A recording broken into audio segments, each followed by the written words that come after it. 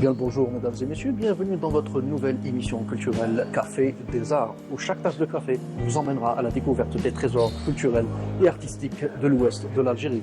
Attendez-vous à être transporté par les nombreuses figures artistiques dont regorge cette région baignée de soleil et de créativité. Et préparez-vous aussi à faire un voyage avec nous dans un monde où les figures artistiques se distinguent par leur passion, leur histoire ainsi que leur contribution au rayonnement de l'identité culturelle algérienne.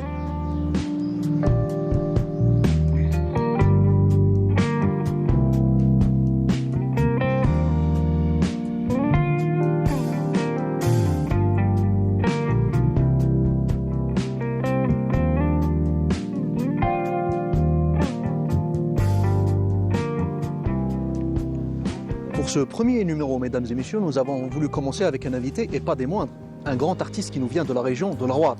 Un artiste connu pour ses travaux de romancier, notamment avec le roman Hizia qui avait eu énormément de succès en librairie, mais c'est surtout en tant que chercheur passionné dans le domaine de la bande dessinée algérienne que ce dernier va véritablement se démarquer comme une figure centrale du genre, avec notamment 3 ouvrages, Panorama de la bande dessinée algérienne, Mqidesh et Dictionnaire algérien illustré de la bande dessinée, qu'il est actuellement en train de signer aujourd'hui à Oran, où nous allons nous y rendre pour avoir notre copie et profiter de l'occasion pour l'inviter à un café.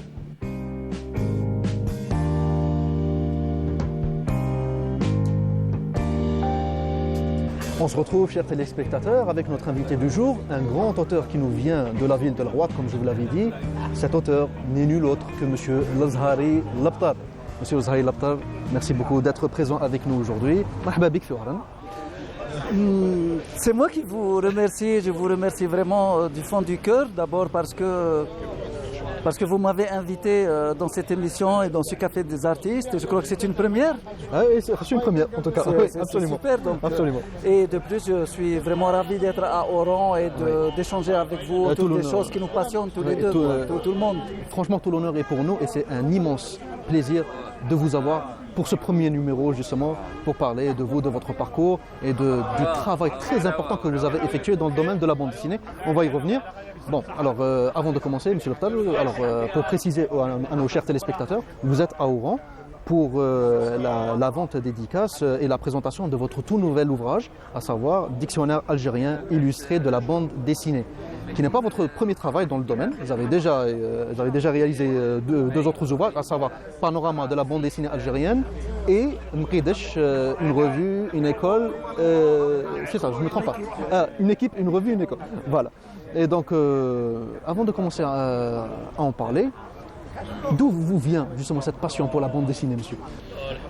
Oh là, elle remonte à très loin. Hein. Je peux même dire que du plus loin que je me souvienne. C'est-à-dire, là, il faut remonter à l'enfance. Oui.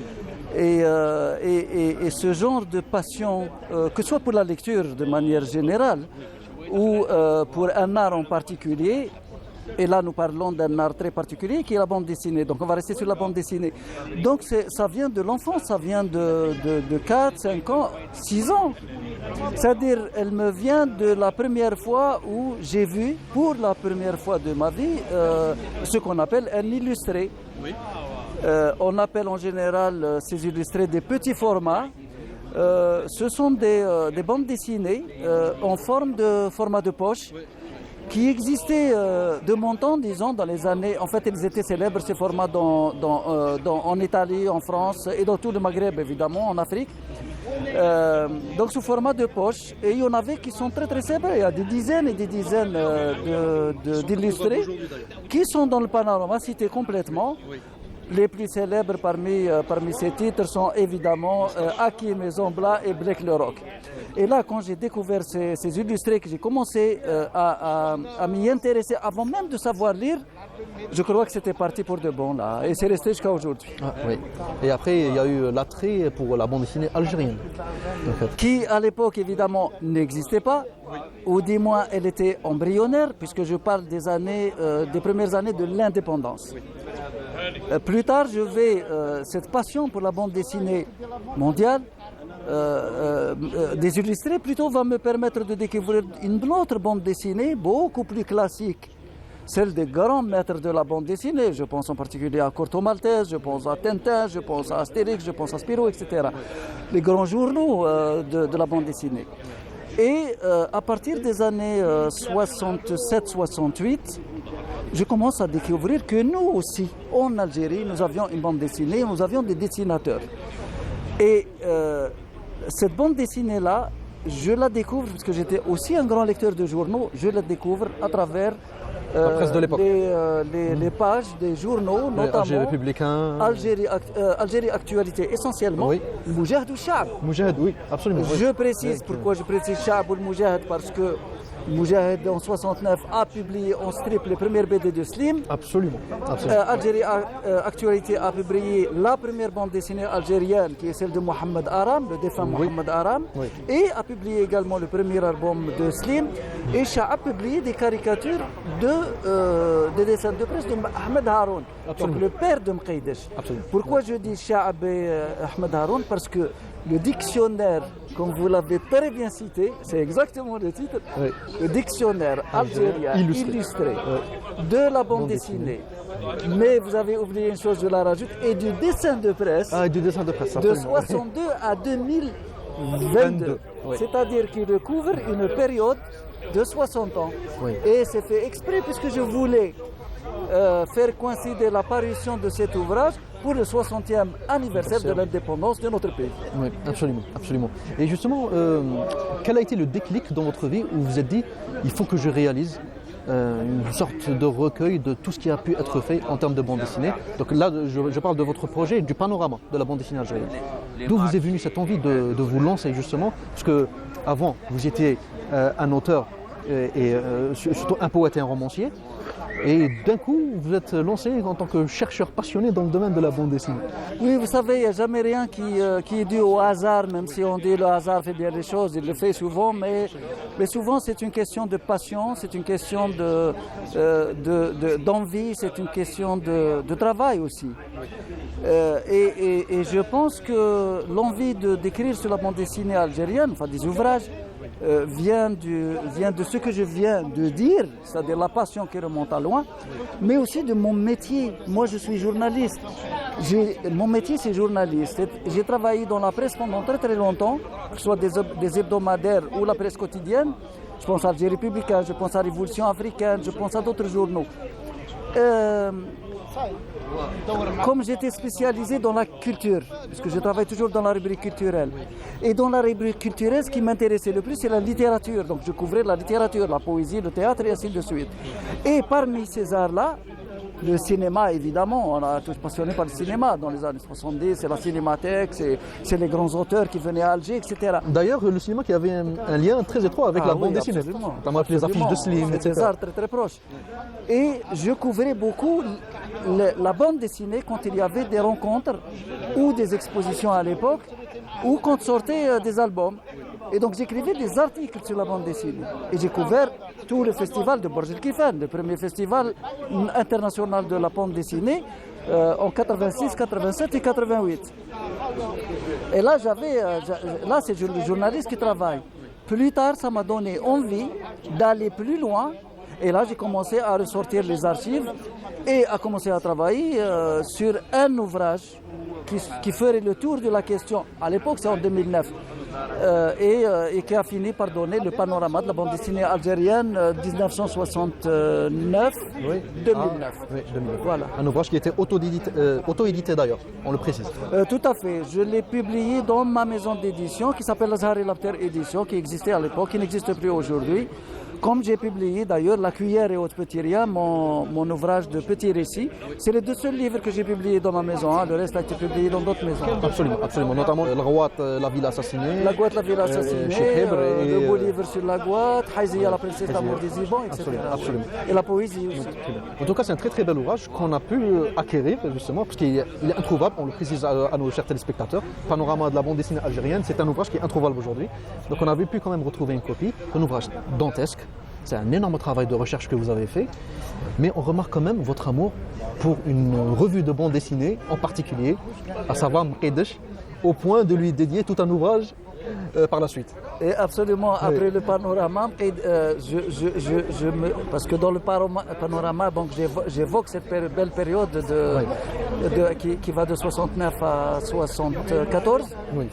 donc de cette revue historique. Oui. Qui est la première, qui est la base de la bande dessinée. C'est là où les grands dessinateurs ont fait leurs armes, si je puis dire. Oui, tout à fait. Et je me suis dit, il faut sauver aussi ce patrimoine. Cette revue Mqaïdesh, c'est une revue historique. Oui, Il faut absolument lui consacrer un ouvrage, d'autant plus que les jeunes d'aujourd'hui ne connaissent pas.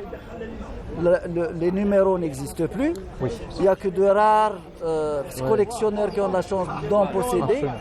On ne la trouve plus évidemment parce que ça date, parce qu'elle n'existe plus. Pourtant, il faut préciser, les tirages étaient de 20 000 exemplaires en arabe et 20 000 en français et tout À chaque fois, c'est une rupture de stock, absolument.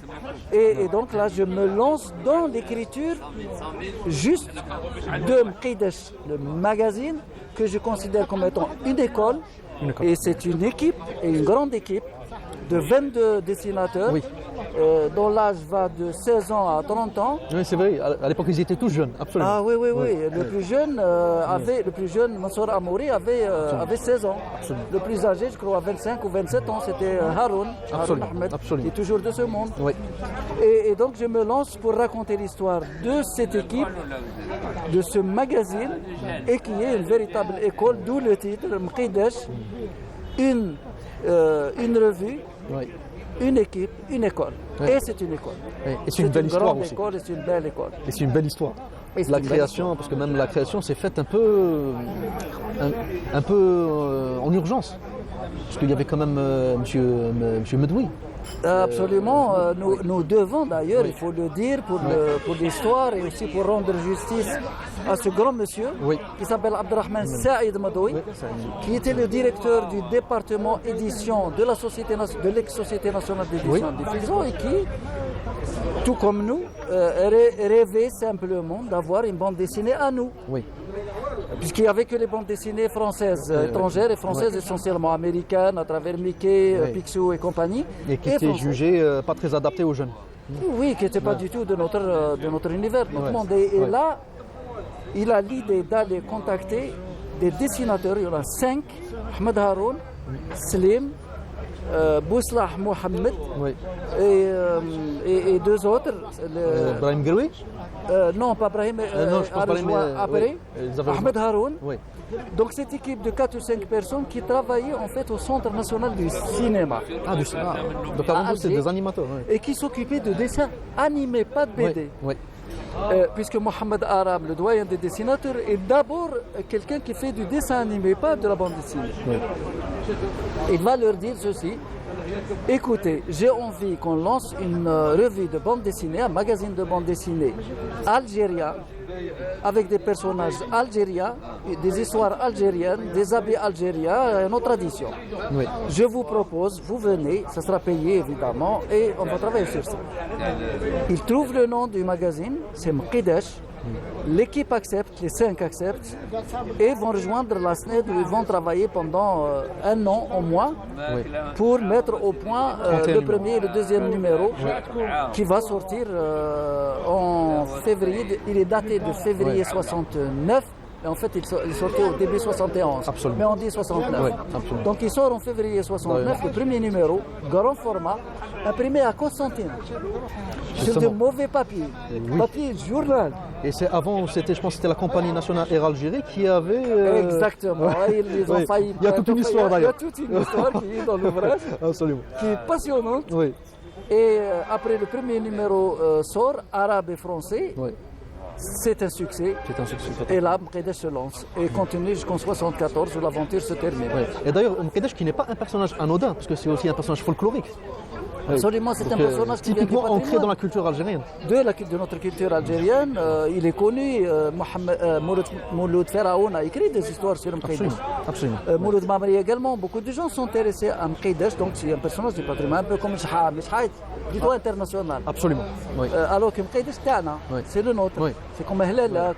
Mais par contre, le dessin, il faut le préciser, le dessin c'est Ahmed Haroun. Alors, le titre et le nom du personnage, c'est Abdelrahman Saïd Medoui. Mais le dessin, le personnage, tel qu'imaginé qu'on le connaît, c'est Ahmed Haroun, Ahmed Haroun, qui continue d'ailleurs chaque année à sortir un album de Mqaïdesh jusqu'à maintenant. Oui, absolument, absolument. D'ailleurs, on avait fait l'acquisition des derniers numéros de Mqaïdesh. Moi aussi, Absolument. avec des jolies dédicaces. Absolument. Par contre, malheureusement, je l'avais raté pour les dédicaces. Allez, ça le prochaine. Exactement. Mais par contre, la première couverture de la revue, c'était lui aussi. Alors la première couverture c'est lui, on en a signé d'autres, mais la première, celle-là, historique, du grand format, Absolument, oui. où on voit Mqaïdesh, face à un l'histoire ogre. s'appelle Mqaïdesh, Ouais. Il va affronter un ogre en fait, Absolument, l'ogre. absolument, Et on le voit comme ça, le dos derrière cet arbre avec l'ogre qui arrive sur lui. Exactement. C'est Très une belle.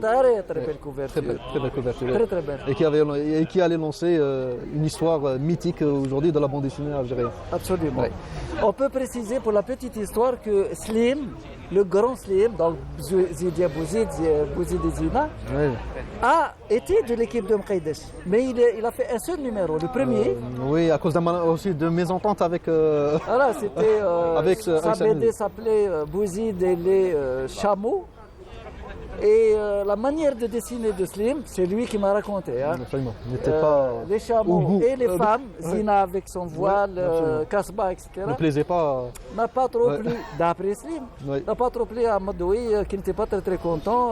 Et Slim étant ce qu'il est, Avec des... il a redessiné l'histoire, ou a gardé la même, je ne me rappelle plus. Mais l'histoire ne s'est plus appelée Bouzid et les chameaux, mais Bouzid et le diamant. Exactement. Mais ce qui est étonnant et la belle histoire, c'est que quand vous voyez le premier numéro, c'est écrit Bouzid et il n'y a rien. Ouais. Ça a été caché avec un bandeau noir, Ah oui, quand même. donc on ne sait pas de quoi il s'agit. Oui. Et Slim est parti, et à partir de 69, il va s'éclater dans le Moujahid à travers Bouzid et Zina. Et c'est- Qui va réaliser d'ailleurs, quelques temps plus tard, sa première véritable bande dessinée, à savoir Moustache et les Belgassem. Ça, c'était avant. Ah, ça c'était avant, d'accord. Non, ça parle de d'accord. 69. Ah, d'accord, d'accord. Oui.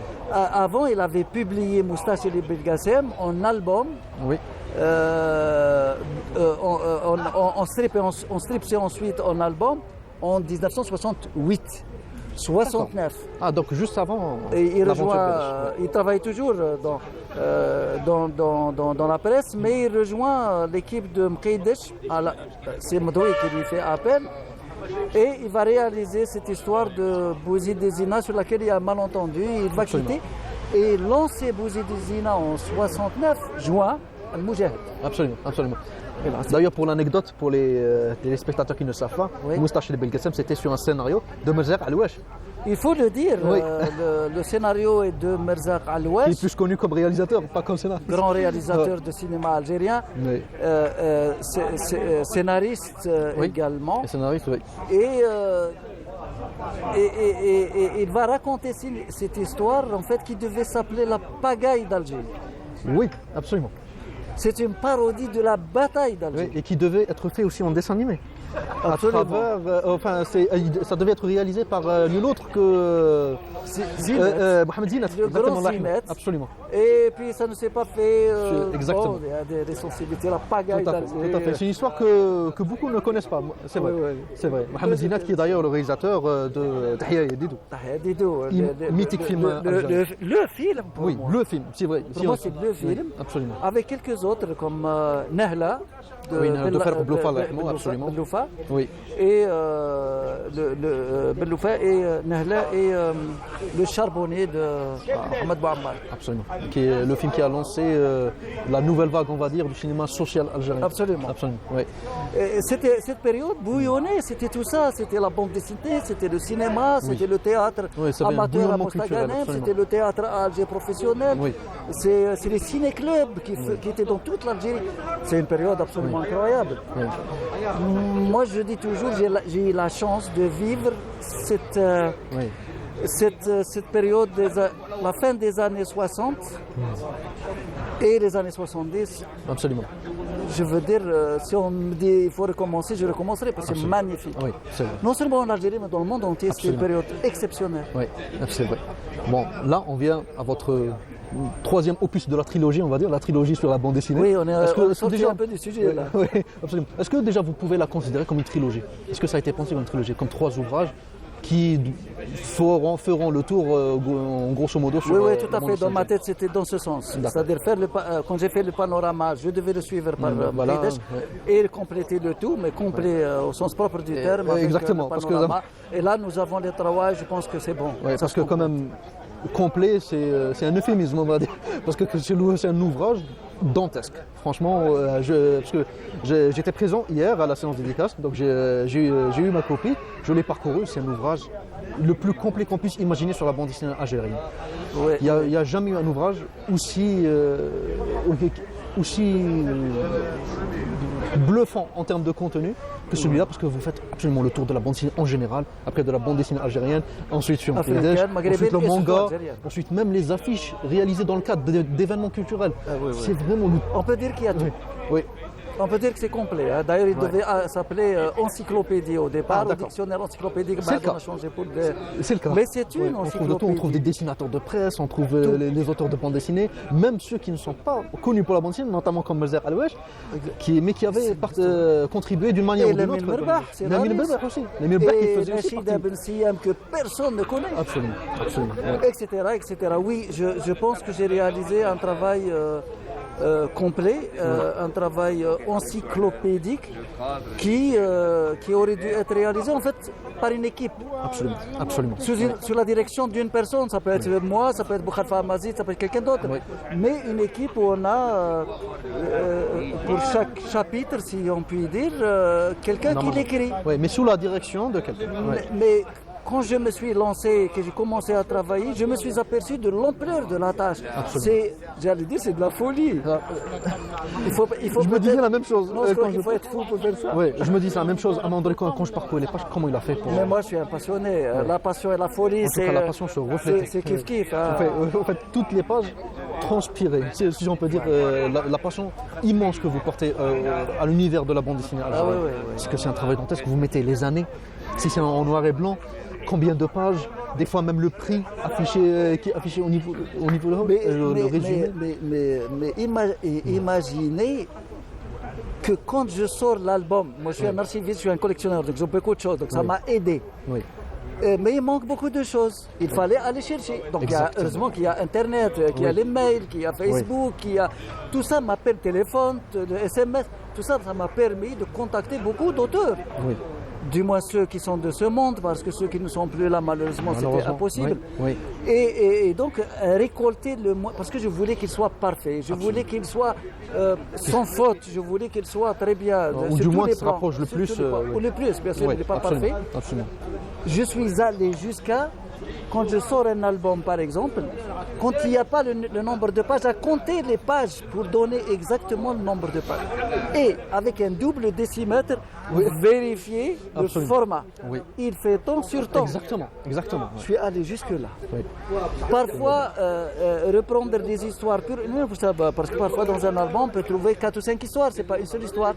Donc repérer les titres de chaque histoire dans l'album, c'est que vraiment, ça s'appelle un travail de fourmi. Ah, oui. Et même, on retrouve quand même de grandes raretés, comme notamment la première bande dessinée algérienne, Nahar. La séance de Sidi Fraj. Dommage qu'il n'a Oui. jamais été publié en album, mais j'espère que ça va se faire. Oui. Oui, on ne la trouve plus.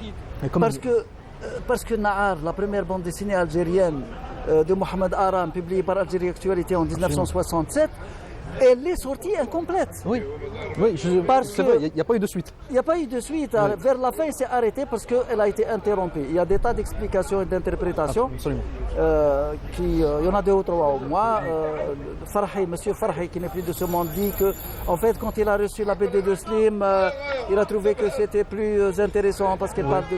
Et donc, il a décidé d'arrêter celle de Aram, mais ce n'est pas très sûr. D'autres gens disent que c'est pour d'autres raisons. Le Mohem, elle s'est arrêtée. Plus tard, bien plus tard, j'avais rencontré M. Aram chez lui, j'avais fait un entretien avec lui qui est publié dans le Panorama d'ailleurs. Et je lui ai fait cette proposition. Je travaillais à l'époque en journaliste dans l'Opinion. C'est un quotidien qui a disparu, Oui. qui est dirigé d'ailleurs par Hafiz Chiban et par Bou Khalfa, qui est un ancien d'Alger, de Oran, Algérie publique. Non, pas les républicains, l'Oranais. La voix d'Oranie. La République. Ah, et la République, oui. C'est un grand journaliste de la République. Oui, c'est vrai. Et donc Boukhalifa était le directeur de la rédaction avec Khavé Chiban dans l'opinion. Moi j'étais jeune journaliste en 92, c'était ça, je travaillais là-bas en tant que directeur de la rédaction et secrétaire général de rédaction et responsable de la rubrique culturelle. Oui. Et quand j'ai interviewé Aram, c'est sorti d'abord dans l'opinion, ensuite dans le panorama, je lui ai dit, Monsieur Aram, votre BD n'a jamais été publiée complètement, je vous propose de la publier dans l'opinion complète. Oui. Et on a publié la BD de Mohamed Aram complète dans l'opinion. Mais elle n'est toujours pas publiée en album. Malheureusement. Ouais. J'espère le faire cette année, puisque ça c'est presque un scoop que je vous donne pour la première. L'ouvrage sur lequel je travaille, toujours dans le domaine de la bande dessinée, va porter sur la biographie de Mohamed Aram, donc sur le premier dessinateur, le doyen des dessinateurs algériens. Et j'ai proposé à sa famille, avec qui je travaille pour la biographie, avec la biographie, on va sortir comme un tiré à part qui sera collé à la biographie, et se vendra avec la biographie. C'est cet album de la première BD algérienne complète, Nahar et Sirène Assidi Ferruch. Publié pour la première fois dans son intégralité. Pour la première fois dans son intégralité. Oh, quand même, un travail dantesque que vous avez fait. Il y a quand même beaucoup d'émotions qui se dégagent de cet ouvrage. C'est littéralement un voyage à travers le passé. On découvre de grands auteurs, de grands travaux qui peut-être pour la plupart ne connaissaient pas, notamment les travaux de Mosmoudi, comme sur Bouhamama, sur l'émir Abdelkader. C'est des ouvrages, moi personnellement, je ne connaissais même pas l'existence de ces ouvrages. Je ne savais même pas qu'il y a eu une bande dessinée sur l'émir Abdelkader. Donc quand même, mais une en particulier, parce que je la connaissais, mais j'avais jamais pu la trouver et ça m'obsède jusqu'à aujourd'hui, c'est la route du sel. Et qu'on retrouve justement dans l'ouvrage avec un petit synopsis sur sa thématique, etc. C'est une BD, je sais que c'est une BD qui compte beaucoup pour vous aussi.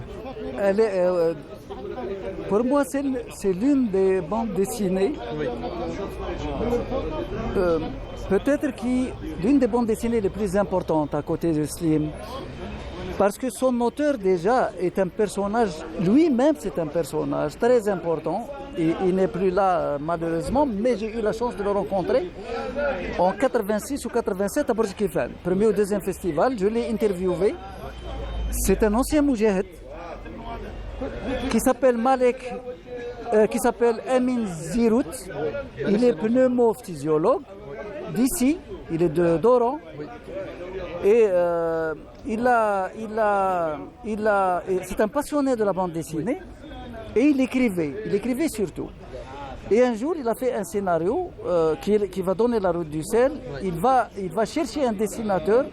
Il n'en trouve pas, ou du moins les dessinateurs qu'il a dû contacter à l'époque n'étaient pas intéressés ou n'ont pas répondu. Lui m'a dit, avec son expression à lui, Heblouni, donc j'ai décidé de faire moi-même l'album.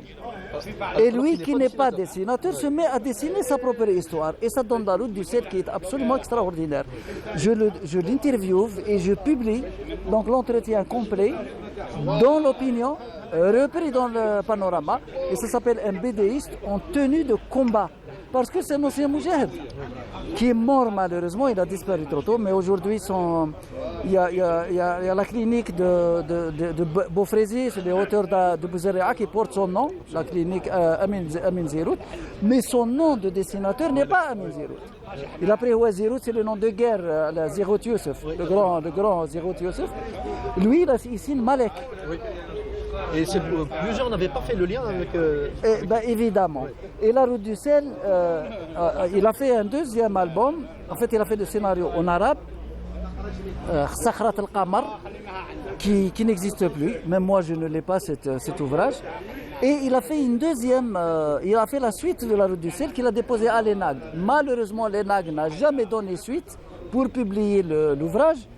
Et c'est resté en l'état jusqu'à sa disparition. Je sais qu'il travaillait sur sa propre biographie, son histoire à lui, en tant qu'ancien moujahid, diplomate. Il a été l'un des premiers diplomates algériens à Cuba, etc. C'est un immense personnage, Qama comme on dit en arabe. Et malheureusement, il est parti avant de terminer sa biographie. Et la chance, peut-être que j'ai moi, c'est qu'à Alger, dans une rencontre, je présentais le dictionnaire. Une dame s'est présentée à moi avec quelqu'un qui l'accompagnait. J'apprends par la suite que c'était son mari. Et elle se présente à moi et dit, Monsieur Lapter, voilà, j'ai entendu, j'ai écouté votre conférence, c'est vraiment passionnant. Et elle sort de son cartable une planche de bande dessinée en noir et blanc. Et elle me dit, regardez, cette planche, c'est la planche de Malek. J'ai dit, attendez-vous, on parle bien de Malek, l'auteur de La Route du sel. Elle me dit oui. Je dis, attendez, ne me dites pas que vous êtes de sa famille. Elle me dit, si, je suis sa fille, la fille de Zirout Amin. Regardez comment des années après, c'est absolument incroyable, je rencontre la fille de Malek, dont le rêve était de publier La Route du sel et le reste pour les faire connaître aux gens d'aujourd'hui, et qui me dit, je suis vraiment ravi de vous rencontrer. J'ai vu que vous évoquez mon père et malheureusement c'est quelqu'un qui est oublié, les gens d'aujourd'hui ne le connaissent pas. Je ne rêve que de voir La Route du sel reprise et aussi des inédits publiés. Je lui ai dit, madame, écoutez, je vous promets que je vais vous mettre en contact avec la bonne maison d'édition et je vais m'en occuper personnellement du suivi de la réédition de La Route du sel, Sakhrat al-Qamar et évidemment les inédits. Ouais. Et depuis, quelle histoire. Je ne rentre pas dans les détails, on est en contact et on va se rencontrer bientôt pour mettre au point tout ça. Quelle histoire. C'est beau. Exactement. Là, c'est vraiment le hasard qui fait bien les choses. Je pense, oui. Donc, juste parce qu'on arrive au terme de l'émission, monsieur. Donc, juste pour finir, brièvement, comment on peut qualifier aujourd'hui la bande dessinée? Est-ce que c'est juste des miquillettes, comme certains s'amusaient à dire à l'époque, ou est-ce qu'aujourd'hui la bande dessinée c'est vraiment un art fondamental, un art éducatif et même un art revendicatif même? Ouais. Non, là c'est très simple. Non seulement c'est un art, le 9e du genre, donc je parle de la BD, le 9e art algérien, la bande dessinée algérienne. C'est une grande bande dessinée. C'est une très grande bande dessinée qui n'a pas d'équivalent dans tous les pays du Maghreb, ni en Afrique, ni dans les pays arabes, ni dans les pays musulmans. Elle n'a pas d'équivalent. Nous sommes un pays unique en son genre dans le domaine de la bande dessinée. Que ce soit du point de vue de l'histoire, du nombre de dessinateurs, de la qualité des dessinateurs et des scénaristes, etc. Du nombre d'albums publics, etc. Nous sommes uniques. Malheureusement, ça ne suffit pas. On a besoin que cette bande dessinée soit enseignée dans les écoles. On a besoin que les supports existent, donc il faut encourager les publications pour les nouvelles générations, de magazines de bande dessinée. Il faut encourager les festivals de bande dessinée, en plus des FIBDA, des festivals régionaux, par genre par exemple. Il faut encourager les auteurs qui travaillent sur la bande dessinée.